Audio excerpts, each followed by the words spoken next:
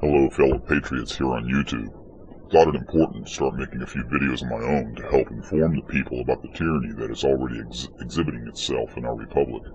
To that end, I thought it a good idea to briefly introduce myself so that you have a better idea of who I am and have at least some measure of confidence in what I have to share. Briefly, I served in the United States military for over 8 years and was honorably discharged. The specific branch is unimportant. Afterwards, I became a civilian aerospace defense contractor with one of the major companies involved in those areas, but I no longer work for the government in any capacity. For most of my career, I was rated with a top-secret SCI clearance. I have training and experience in intelligence gathering operations in various areas to include signals intelligence, electronic intelligence, measurement and signature intelligence, computer security. I have some experience with photo reconnaissance, small arms training, along with ThreatCon and DEFCON procedures for the military. Additionally, I also have some experience with detention facility functions and procedures. I was going to provide you a list of some of the various agencies I have worked with, but decided against it so as not to disclose too much information about myself. I'm sure you understand.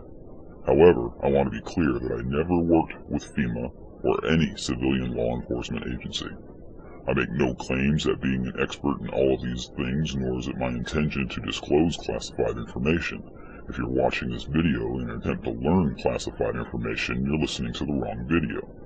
For there are many things that our military does that are legitimate and constitutionally lawful, yet best left in secrecy for the better interests of public safety and national security.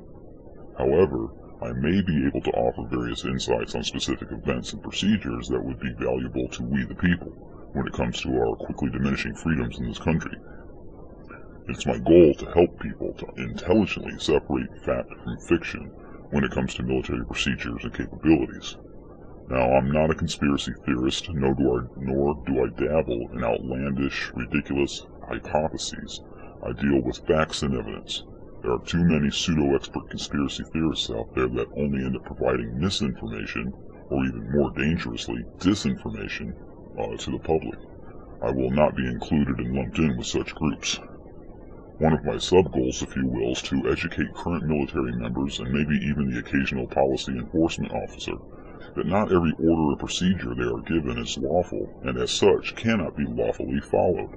I want to encourage them to remember their oath that they swore, not to the government, not to policies or statutes, but to the Constitution of the United States. Sadly, the vast majority of those who swear such an oath have not even read the very Constitution that they have sworn to uphold and defend with their lives, and this is a very dangerous thing. I would ask those military members, sheriffs, their deputies, and all members of the government, how can you differentiate a lawful order from an unlawful one if you don't know the foundation upon which that order comes forth? The answer is that you can't. Carrying out an unlawful order is a crime. The excuse of we were just following orders doesn't forgive it. It certainly didn't cut it at the Nuremberg trials after World War II. So why am I making such videos? Well, because I see the writing on the wall. I see solid evidence that something big is coming down the pipe that will change our country in such fundamental ways that it will no longer be the place where I grew up.